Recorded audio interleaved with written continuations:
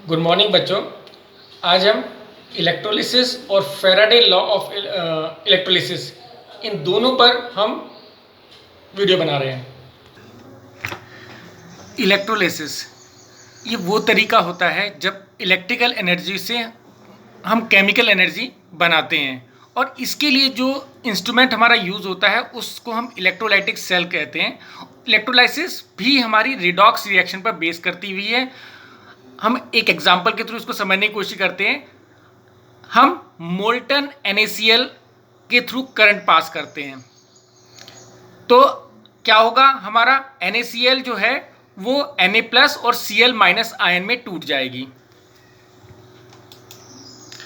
अब देखो, हमारे एनोड पर क्लोरीन जो है वो अपना एक इलेक्ट्रॉन निकाल देगी, इस तरह दूसरी क्लोरीन भी अपना इलेक्ट्रॉन निकाल देगी।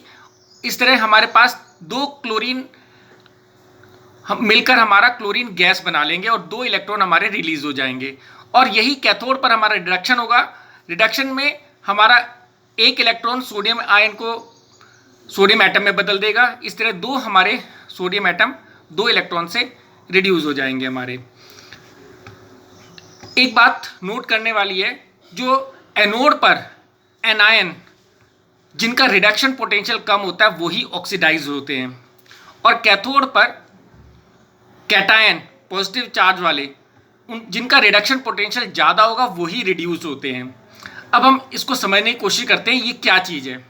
अब देखो, यहाँ पर नेगेटिव चार्ज है, नेगेटिव चार्ज Cl के पास है, OH के पास है। तो इसमें क्या होता है, रिडक्शन पोटेंशियल कम होगा वही ऑक्सीडाइज होगा। यहाँ पर ऑक्सीडेशन हुआ है क्लोरीन का।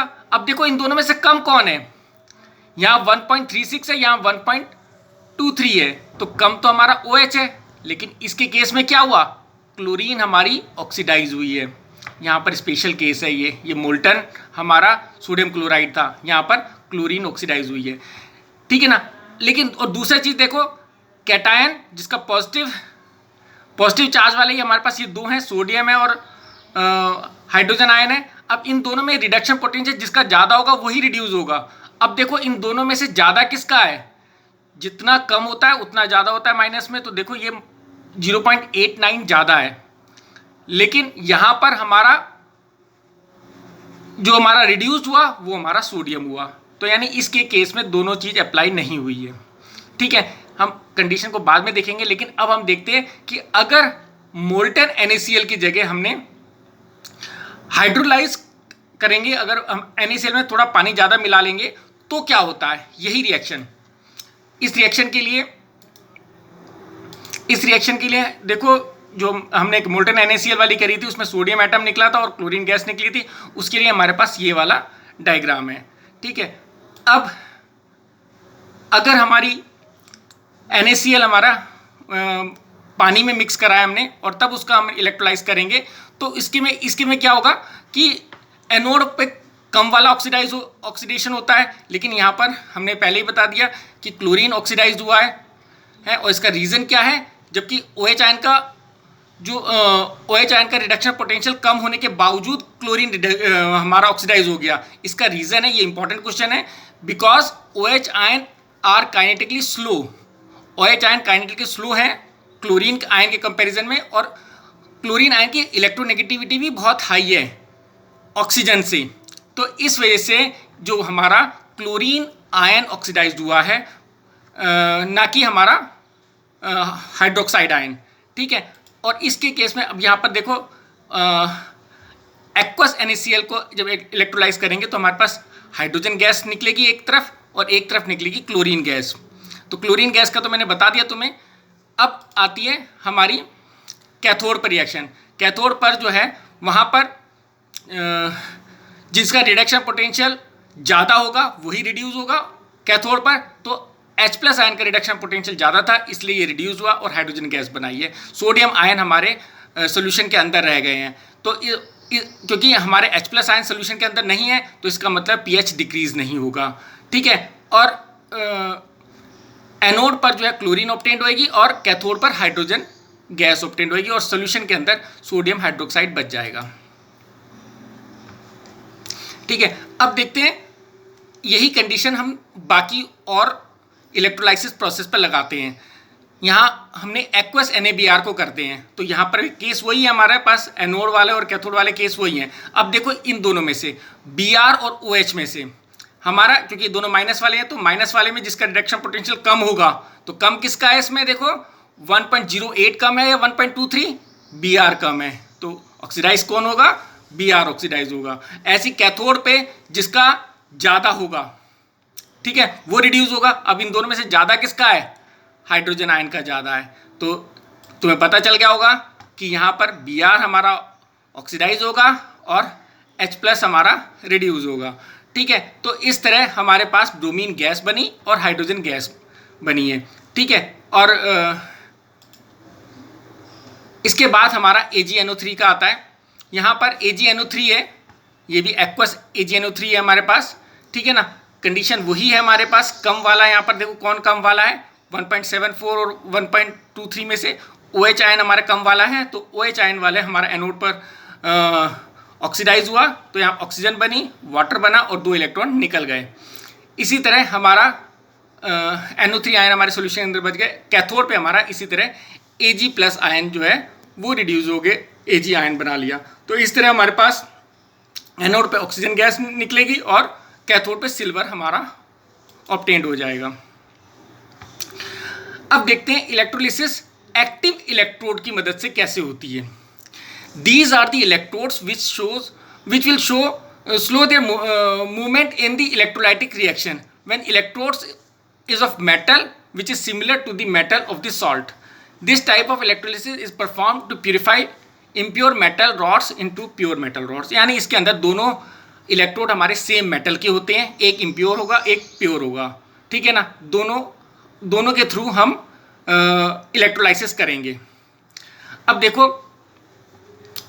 these are the electrodes which will show their involvement in electrolytic reaction when electrodes of metal which is similar to the metal of the salt. This type of electrolysis is performed to purify impure metal rod into pure metal rods. तो हमने copper की road ले रखी है, दोनों electrode में, एक impure है एक प्योर है, और हमने इलेक्ट्रोलाइटिक सोल्यूशन कॉपर सल्फेट का ले रखा है, ठीक है ना। तो यहाँ पर हमारा करंट पास करा, इलेक्ट्रोलाइसिस का प्रोसेस वही है हमारा, ठीक है ना। तो यहाँ पर एनोड पर हमारा कॉपर एनोड पर हमारा कॉपर ऑक्सीडाइज हुआ है, कॉपर आयन बनाया उसने, ठीक है, और SO4 और OH आयन सोल्यूशन के अंदर है। क्योंकि कॉपर का रिडक्शन पोटेंशियल इन दोनों से हायर था, इसीलिए ये कॉपर ऑक्सीडाइज हुआ, जबकि ये मेटल रॉड में है, ठीक है ना, सोल्यूशन के अंदर नहीं है, लेकिन सोल्यूशन के अंदर वाले आयन से इसका रिडक्शन पोटेंशियल ज़्यादा था, इसलिए ये ऑक्सीडाइज हो गया। इसी तरह अब हम कैथोड पे देखेंगे, तो कैथोड पर भी हमारा कॉपर आयन ही रिड्यूस हुआ, क्योंकि इसका रिडक्शन पोटेंशियल कॉपर आयन से कम था, ठीक है। तो और कोई प्रोडक्ट नहीं बना, इसका मतलब pH हमारा सेम है। इसी तरह हम सेम प्रोसेस पे हम AgNO3 का हम सिल्वर इलेक्ट्रोड से अगर इलेक्ट्रोलाइसिस करते हैं एक्टिव इलेक्ट्रोड के केस में, इसमें भी दोनों तरफ हमारा सिल्वर, एक तरफ सिल्वर ऑक्सीडाइज होगा, एक तरफ हमारा सिल्वर रिड्यूस होगा, और रीजन हमारे इन दोनों में सेम ही होंगे। अब आते हैं फैराडेज लॉ ऑफ इलेक्ट्रोलाइसिस। अब हमें देखना है कि जो इलेक्ट्रिसिटी और जो हमारा मास बन रहा है उनका रिलेशन क्या है। अगर हमारा इलेक्ट्रोड पर मास डिपॉजिट हो रहा है या जो मेटल रिड्यूस हो रहे हैं वो कितना, उनका अमाउंट कितना है, तो उसके लिए माइकल फैराडे ने कुछ लॉज बनाए हैं।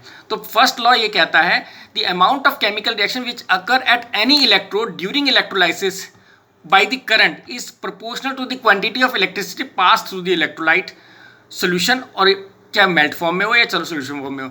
तो उसका मतलब ये है कि इलेक्ट्रोड पर जो भी रिएक्शन होगी वो डायरेक्टली प्रोपोर्शनल करंट की होती है, जितनी हम उसको अंदर इलेक्ट्रिसिटी पास करते हैं। एक और इसकी डेफिनेशन अगर हम देखें तो देखो, during electrolysis mass of substance deposit at electrode is directly proportional to the charge Q pass through the electrolyte. यानी मास जो होता है वो डायरेक्टली प्रोपोर्शनल है क्वांटिटी ऑफ चार्ज पास्ट के। जो चार्ज होता है वो हमारा यहाँ पर I × T होता है। I हमारा करंट है और T हमारा टाइम है, ठीक है। तो Q हमारा चार्ज इन कूलम्स, I हमारा करंट एम्पियर में है, T हमारा टाइम सेकेंड में है, तो M directly proportional to IT हो गया। अगर Q की जगह हम IT लिख दें और अगर प्रोपोर्शनल साइन हटाते तो एक Z इक्विवेलेंट आ जाता है और इसको हम कहते हैं इलेक्ट्रोकेमिकल इक्विवेलेंट।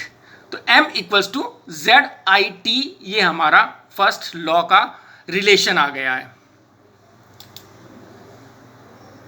अब हम इलेक्ट्रोकेमिकल इक्विवेलेंट की भी डेफिनेशन देखना चाहेंगे। Electrochemical equivalent is defined as the mass of substance deposit at electrode when current of 1 ampere pass through the solution for 1 second. यानी कि जितना मास किसी इलेक्ट्रोड पर डिपॉजिट हुआ जब 1 एम्पियर करंट 1 सेकेंड के लिए अगर हम पास करेंगे तो हमारा Z जो है equivalent weight of element deposit upon 96500, ठीक है ना। तो M हमारा E अपॉन 96500 आएगा इनटू IT, ठीक है। तो ये हमारा आ जाएगा इलेक्ट्रोकेमिकल इक्विवेलेंट, ठीक है। इसके बाद हम एक और एग्जांपल देखते हैं। एल्यूमिनियम 3 आयन, इसमें 3 इलेक्ट्रोड दिए और ये हमारा रिड्यूस हो गया, ठीक है ना। तो इक्विवेलेंट वेट डिपॉजिट क्या होगा, atomic mass upon atomic charge, यानी 27 एल्यूमिनियम का मास है और इसका जो चार्ज है वो 3 है, तो यहाँ पर 9 आ गया, ठीक है। तो इक्विवेलेंट वेट इसका इक्विवेलेंट वेट डिपॉजिट यहाँ पर 9 हो गया और Z हमारा आ जाएगा 9 अपॉन 96500। तो इस तरह हम Z को निकाल लेते हैं। अब हम देखते हैं फैराडे का सेकंड लॉ क्या कहता है। सेकंड लॉ के लिए हमने क्या किया, the amount of different substance liberated by same quantity of electricity pass through the electrolytic solution are proportional to the chemical equivalents weight atomic mass of metal divided by number of electron required to reduce the cation. देखो, अगर हम किसी भी 2 या 3 cell को series में connect करते हैं और उनके थ्रू हम सेम करंट पास करते हैं तो हर एक इलेक्ट्रोड पर कितना मास डिपॉजिट होगा वो डायरेक्टली प्रोपोर्शनल है इक्विवेलेंट वेट ऑफ सब्सटेंस के, उस सब्सटेंस के इक्विवेलेंट वेट के डायरेक्टली प्रोपोर्शनल है। अब हम इसको एग्जांपल के थ्रू समझाएंगे। अगर A और B 2 सब्सटेंस है अलग अलग सेल में और इनको सीरीज में कनेक्ट कर दिया है, तो इसमें mass mass of A is the mass of A and MB is the mass of B। तो MA जो होगा A पर, A इलेक्ट्रोड पे हमारा जो मास डिपॉजिट होगा डायरेक्टली प्रोपोर्शनल होगा उसके इक्विवेलेंट वेट के A के, और B पर जो है वो B के इक्विवेलेंट वेट के डायरेक्टली प्रोपोर्शनल होगा, ठीक है ना। क्योंकि हमारी इलेक्ट्रिसिटी का अमाउंट सेम है इसलिए हमारा MA upon MB equals to EA upon EB आएगा। अगर हम 1 फैराडे को डिफाइन करते हैं, 1 Faraday is defined as the charge of 1 mole of electron which is always found to be equal to 96500 coulomb. चलो हम एक क्वेश्चन करने की कोशिश करते हैं। Find out the electricity pass to deposit 50 gram of aluminium. 50 gram mass हमारा दे रखा है, 50 ग्राम एल्यूमिनियम का। अगर हम इसमें M निकालेंगे तो हमें इलेक्ट्रिसिटी पास निकालना है, M इक्वल्स टू ZQ होता है। तो इक्विवेलेंट वेट अगर हम एलिमेंट का निकालेंगे तो वो तो तुम्हें पता है एटॉमिक मास अपॉन चार्ज होता है। एटॉमिक मास कितना है एल्यूमिनियम का, 27 है, और चार्ज इसमें 3 है, तो हमारा ये तो 9 निकल गया, ठीक है। तो अब equivalent weight of element deposit upon 96500 हमारा Z होता है, ठीक है ना। तो ये हमने Z निकाला 9 अपॉन दिस, ये हमारा आ गया Z की वैल्यू। और Q हमारा, हमें चार्ज निकालना है, इलेक्ट्रिसिटी कितनी पास हुई है, हमारा M की वैल्यू हमें पता ही है 50 है, तो और इसका Z की वैल्यू हमने यहाँ पर रखी थी, तो Q हमारा निकल जाएगा 53611.11 हमारा आंसर आ जाएगा। इसका एक दूसरा मेथड भी है। दूसरा मेथड देखो ये है, एल्यूमिनियम, ये हमारा हमने उसकी रिडक्शन वाली इक्वेशन लिखी है, ठीक है ना। 1 मोल इलेक्ट्रॉन 1 फैराडे यूज़ करता है, 3 मोल इलेक्ट्रॉन 3 फैराडे यानी 3 इंटू दिस, और इतने चार्ज आ गया हमारा, ठीक है ना। तो ये हमारा इतना चार्ज जो है रिक्वायर्ड है 27 ग्राम एल्यूमिनियम के लिए। तो Q चार्ज कितना होगा, 50 Q charge 50 grams of aluminium, तो हमारा ये आ जाएगा। इस तरह भी हम निकाल सकते हैं इसको, ठीक है। अब अगला क्वेश्चन है, how many coulombs of electricity is required to deposit 30 gram of potassium. कितने कूलम इलेक्ट्रिसिटी रिक्वायर्ड होगी 30 ग्राम मास पोटेशियम के डिपॉजिट होने के लिए। एटॉमिक मास दे ही दिया हमें, रिएक्शन हमें पता ही है, इसकी रिडक्शन वाली इक्वेशन लिखनी है, ये तुम्हें पता है। चार्ज कितना है 96500 चार्ज का, हमारा 39 ग्राम आ गया, ठीक है ना। तो 39 ग्राम of potassium have charge this, तो 1 ग्राम चार्ज कितना होगा दिस अपॉन 39, और 30 ग्राम पोटेशियम का चार्ज हम निकाल लेंगे, वही इक्वेट करने वाले मेथड से निकल गया ये, ठीक है ना। इसी तरह find out electricity required for the following reaction, हमारे पास ये रिएक्शन है। तो सबसे पहले ऐसी रिएक्शन में हमें ऑक्सीडेशन नंबर कैलकुलेट करना पड़ेगा, ठीक है ना। तो ऑक्सीडेशन नंबर ऑफ तो हम देखेंगे MnO4 का ऑक्सीडेशन नंबर हम निकालेंगे, तो इसका ऑक्सीडेशन नंबर आ गया हमारा 7 +7। ऐसी Mn2+ का ऑक्सीडेशन नंबर निकालेंगे तो हमारा आ गया +2, और हमें दोनों का डिफरेंस देके हमें पता चल जाएगा कितने इलेक्ट्रॉन्स यूज हुए रिएक्शन में। तो 5 में 2 निकाले, 7 में 2 निकाले तो 5 इलेक्ट्रॉन यूज हुए।